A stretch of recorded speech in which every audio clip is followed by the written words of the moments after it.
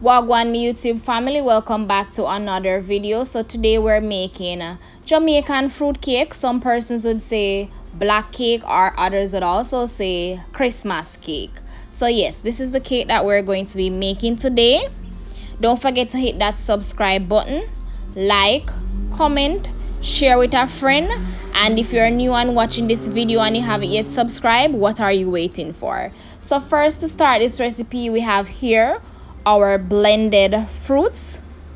I'm going to put a link in the top right corner. If you haven't yet watched that video, you can check out that video so that we can proceed to making the Christmas cake. So you can check that video out to see how we make the blended fruits for this recipe. So we have here our blended fruits, and we're also going to be using our butter. So we have here around 1 pound of butter. So next we're going to cream the butter and the sugar. So with the butter, you want to ensure that the butter is soft, so you can leave it overnight and allow it to become soft. And we have here 1 pound of sugar, that's brown sugar. And then we're going to cream the butter and the sugar. If you don't have the electric mixer, you can go ahead and do the old-fashioned way, where we used to use the wooden spoon, our pudding pan, and cream. You can do that.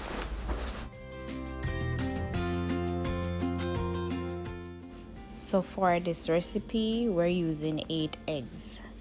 So what we're doing here is to break the eggs into separate container. Reason being, we don't want to add any spoiled egg to the mixture, because then we said we have got to show everything. So it is best to break the eggs into separate container, then transfer into the mixture. So that's what we're doing now.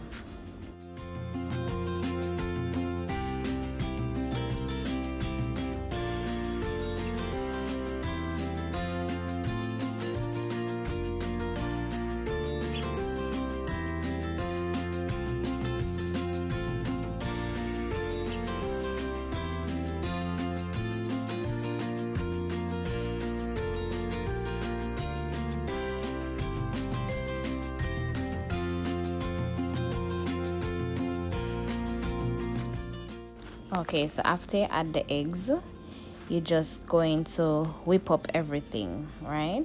So you mix everything well so you can get the eggs and the butter and the sugar incorporated. So we just mix up everything, right? After mixing, we're going to add some lime or orange peel. You're just going to add a toops, not a lot, because what the orange peel does is that it reduces the rawness from the mixture. That's from the egg mixture, right? So you don't want to add a lot of lime, you just want to add just a little bit, because if you add too much, the cake will taste more like lime. So it will take away the taste from the cake. So you just add a little bit, not a lot.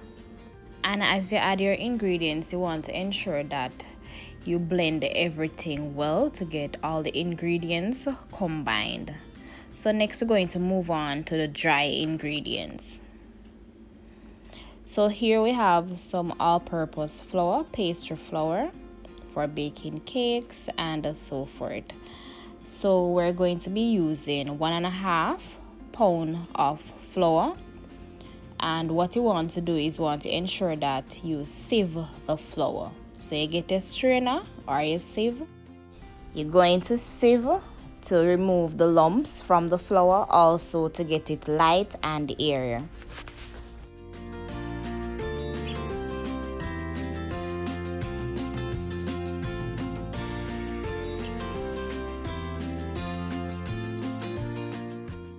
For the spices, we're going to be adding some nutmeg, right? So we're going to grate some nutmeg. We're going to grate 1/4 teaspoon of nutmeg to the mixture. If you have nutmeg powder, you can go ahead and use your powder, but we're going to be doing it the old-fashioned way. Use a local grater with nutmeg.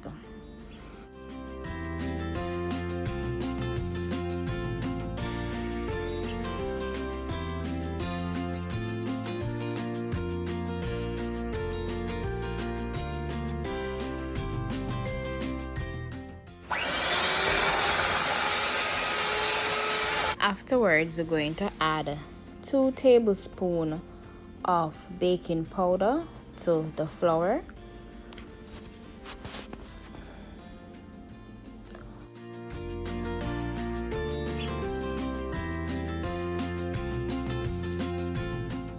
We also went in and add some mixed spices, so you can alter the mixed spice based on your preference.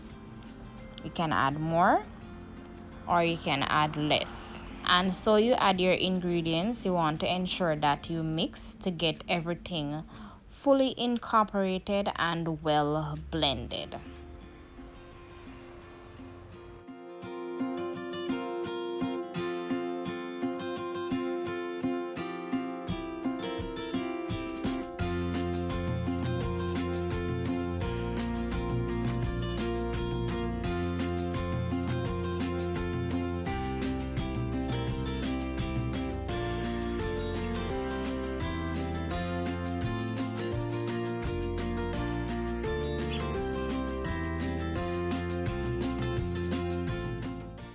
Okay, so seeing that we have prepared the dry ingredient and we have creamed the butter and the sugar, we're now going to transfer it into a bigger pan, right?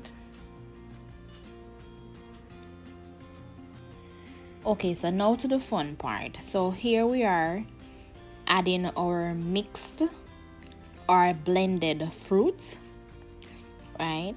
So in this recipe, we're going to be using 6 cups of blended fruit. So you want to ensure that you have enough blended fruit. And you want to add it little by little. So we're going to add it little by little and blend everything together. So this is the 2nd cup and we're just going to mix it in. Right, so you add and you mix, you add and you mix to get everything incorporated, right? All right, look at that, guys, very lovely. And guys, you see it turning dark already. It as a result of the mixed fruit, the blended fruit, right? The prune and raisins that give it that dark color, but we didn't add any browning, guys. Not as yet. We didn't add any browning. So this is the blended fruits that is giving that dark color, right? Looking very lovely, guys. All right, so you want to ensure that you get everything incorporated, right? So you take your electric mixer and you just mix everything to get it all combined together. We don't want nothing there right over the east and right here side of west. No, we want everything to be fully incorporated. If you have a wooden spoon, you use a wooden spoon. If you don't have the mixer, you can use a wooden spoon and you mix it thoroughly.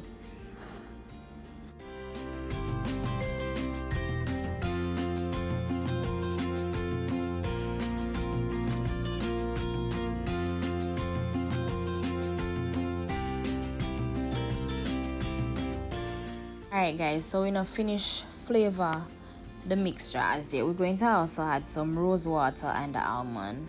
So here we had half teaspoon of rose water and almond, and then we're going to mix again. But you want to ensure that you don't over mix the batter. We don't want to overdo it, right? But you want to ensure that each item or each ingredient you had, you mix everything well. We also added 1 tablespoon of vanilla. Guys, you know, say I have to add a little spice, the little cinnamon powder and a little nutmeg, the little allspices, your little vanilla. You know, you have to add them something there to flavor your cake, because you don't want no dry so cake. You have to add a little flavor to the cake, right? So we're just adding these little flavoring as we go along to the cake. All right, and then you continue to mix again. Okay, so with the flour now, so we're going to add the flour little by little to the mixture with the butter, the sugar and the mixed fruit or the blended fruit. So you're not going to throw everything in the bowl all at once. No, we're going to add the flour little by little to the batter and blend everything well. So we are going to mix in everything. So don't pour everything in there one time, guys. You're going to add it little by little, and then you're going to, fold it in, right? Circle and cut, right?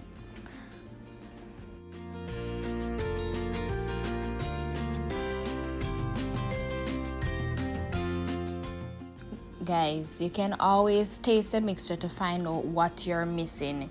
If it need more sugar, if it need more spices, local cinnamon, vanilla, if it need local salt, or if it needs some lime juice. So you can always go ahead and taste the mixture.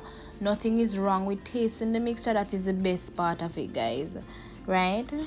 Okay, so next to add the browning. So with the browning now, you want to add little by little, and then you mix to see the color that you're looking for. You see, some people like their cake very dark, black, and some persons like it medium, while others don't like it that dark, so they like it light brown. So you can always adjust the browning based on your preference, right? Guys, you see some of the browning them what them make nowadays, them now make really very rich.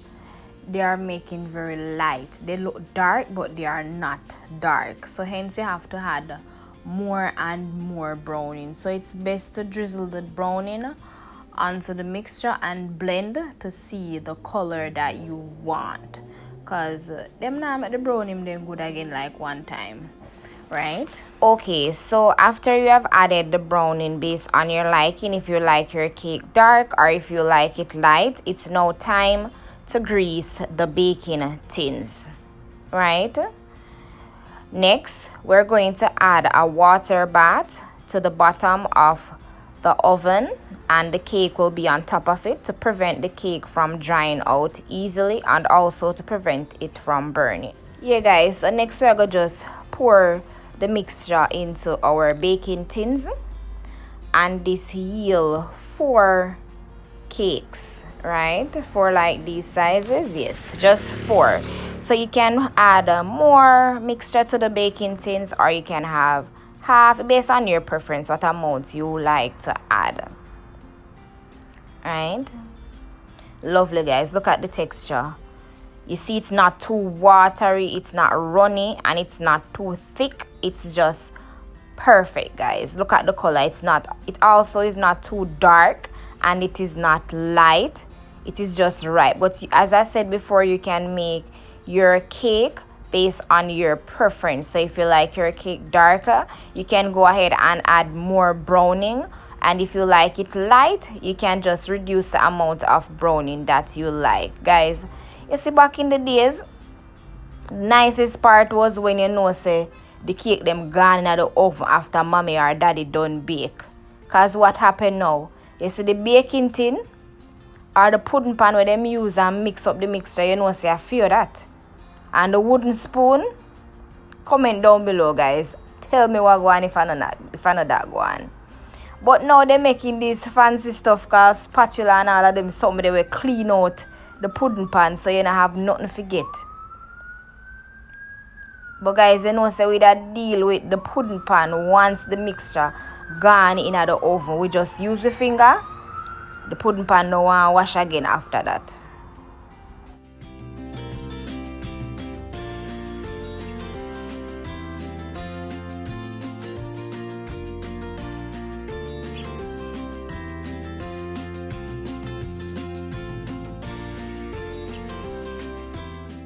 So the oven is already preheated, so we're just going to pop those into the oven and allow it to bake for 1.5 hours. Look at that, guys. They're so beautiful, guys. I can't wait for them to be finished so I can dive in with some sorrel. Ooh, guys, have you checked out the sorrel recipe as yet? Check the link in the top right corner here for the sorrel recipe. And we're just going to allow the cakes to be baked at 180 degrees Celsius. Once the cake finish baking, you can just use your knife to pierce through the cake, and if it comes out clean just like this, it is well baked. If not, you can just pop it back in the oven. Afterwards, you can use your rum and your wine to wet the cake for it to become moist based on your preference. And this is our final touch. I do hope you enjoy this video. If you do, give this video a thumbs up, like, comment, share, and subscribe if you're new and you haven't yet done so. If you enjoy this video, you might want to click this baking recipes.